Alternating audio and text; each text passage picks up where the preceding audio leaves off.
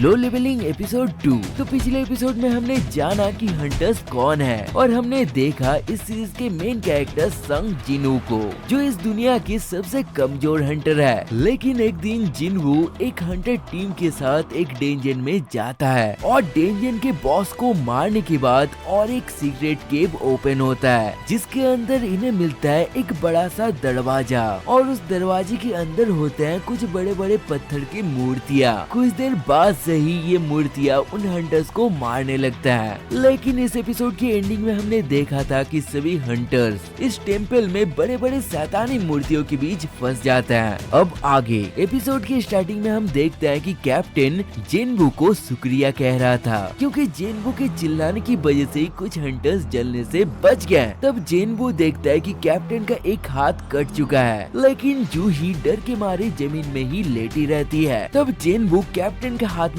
पट्टी बांध देता है, जिससे खून बहना रुक जाए। तब कैप्टन मूर्तियों को देख के बोलता है कि ये मूर्तियाँ जरूर इस रैंक जितने पावरफुल हैं। इसके बाद ही कैप्टन पत्थर में लिखे हुए नियमों को याद करने लगता है कि गॉड की पूजा करो, गॉड की तारीफ करो और गॉड पे विश्वास करो। लेकिन जो लोग इन नियमों को नहीं मानेंगे वो लोग इस जगह से जिंदा वापस नहीं जा पाएंगे। जिनवू समझ जाता है कि जो सबसे बड़ा मूर्ति है वही शायद गॉड मूर्ति होगा।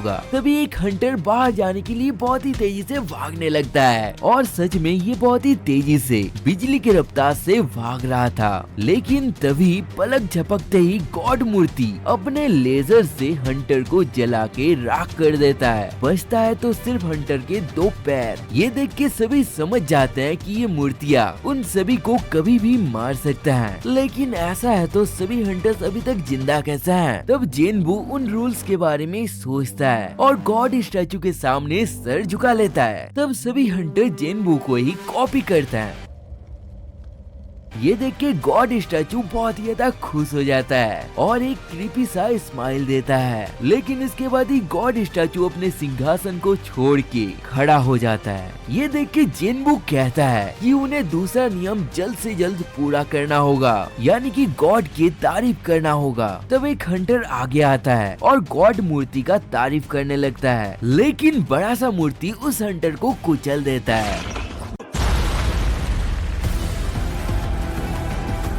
तब सभी लोग अपने जान बचाने के लिए भागने लगते हैं और ये ग्रीन जैकेट वाला बंदा जैसे ही एक मूर्ति के पास जाता है तभी मूर्ति इसे 2 हिस्से में काट देता है। तब जिनवू नोटिस करता है कि ये बड़ा वाला मूर्ति शैतान जैसा है और साथ ही कुछ मूर्तियों के हाथ में हथियार हैं, लेकिन कुछ मूर्तियों के हाथ में म्यूजिकल इंस्ट्रूमेंट है। तब जिनवू चिल्ला के सभी को म्यूजिकल इंस्ट्रूमेंट वाले मूर्तियों के पास जाने को बोलता है। तब कैप्टन जिनवू के बात सुन के एक म्यूजिकल इंस्ट्रूमेंट वाला मूर्ति के पास जाता है। तभी मूर्ति इंस्ट्रूमेंट बजाने लगता है। इसके बाद बाकी सभी हंटर्स भी ऐसे ही करने लगते हैं और जिनवू जूही को लेके एक ड्रम वाला मूर्ति के पास जाता है, लेकिन मूर्ति ड्रम नहीं बजाता है क्योंकि इस जगह 2 इंसान थे। तब जिनवू जूही को उस जगह छोड़ के दूसरी मूर्ति के पास जाने लगता है। तभी बड़ा सा मूर्ति जिनवू को कुचलने ही वाला था, लेकिन जिनवू किसी तरीके से बच के एक मूर्ति के पास पहुँच जाता है। जिनवू मूर्ति के पास पहुंचते ही मूर्ति गाना गाने लगती है। तब बड़ा सा मूर्ति शांत हो जाता है और फिर से अपने सिंहासन में बैठ जाता है। दरअसल गॉड की तारीफ करने का मतलब शायद यही था। इसके बाद जूही दौड़ के जिनवू के पास जाती है। तब हम देखते हैं कि जिनवू का एक पैर कट चुका है और जूही जिनवू के पैर को हील करने की कोशिश कर रही थी, लेकिन इस वजह से जूही का हालत बहुत ही खराब हो जाता है। इसके बाद सभी हंटर्स आपस में बहस करने लगता है। तभी टेम्पल के बीच में एक प्लेटफॉर्म जैसा बन जाता है। तब जिनवू समझ जाता है कि ये तीसरा नियम गॉड पे विश्वास रखो का मतलब है कि गॉड को किसी का बलि चाहिए। तब सभी हंटर्स मिलके कैप्टन को ही अपने बलि देने को बोलते हैं और कैप्टन भी सोचता है कि सभी मेरे वजह से ही इस जगह फंसे हैं, इन सभी को सेफ रखना मेरे ही जिम्मेदारी है। इसके बाद जैसे ही कैप्टन प्लेटफॉर्म में जाता है तभी प्लेटफॉर्म के बाहर एक आग जल जाता है। जेनबू प्लेटफॉर्म को करीब से देखना चाहता था, इसलिए दो हंटर जेनबू को प्लेटफॉर्म के अंदर लेके जाते हैं। तभी प्लेटफॉर्म के बाहर और 3 आग जल जाता है। तब जेनबू सभी को प्लेटफॉर्म के अंदर आने को बोलता है। इसी के साथ 2 और आग भी जल जाता है और पीछे कुछ ब्लू कलर की आग भी जलने लगता है। इसी के साथ ही टेम्पल का दरवाजा भी खुल जाता है, लेकिन बाकी सभी मूर्तियाँ उन सभी के तरफ ही आने लगता है। तब एक लड़की डर के टेम्पल के गेट से बाहर निकल जाती है और उसके जाते ही गेट थोड़ा सा बंद हो जाता है। तब सभी हंटर एक एक करके बाहर निकल जाता है, लेकिन जूही जाना नहीं चाहती थी। तब जेनबू के कहने पे कैप्टन जूही को बेहोश करके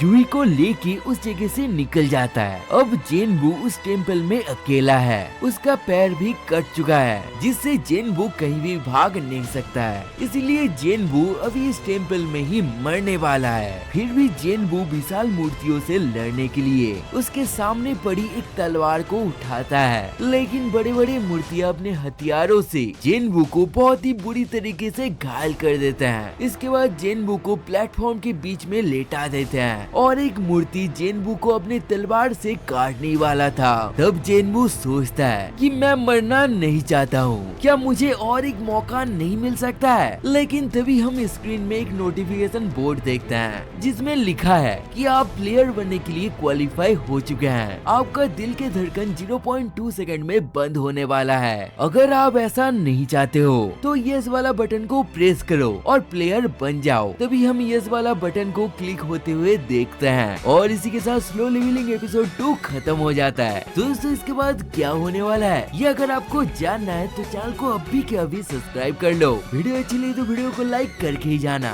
साथ ही स्क्रीन में स्लो लेवलिंग रिलेटेड कुछ वीडियोस आ रहे हैं, आप उनमें से किसी एक को क्लिक करके देख सकते हो। तो मैं आपसे मिलता हूँ ऐसी और एक मजेदार वीडियो के साथ, तब तक के लिए बाय बाय।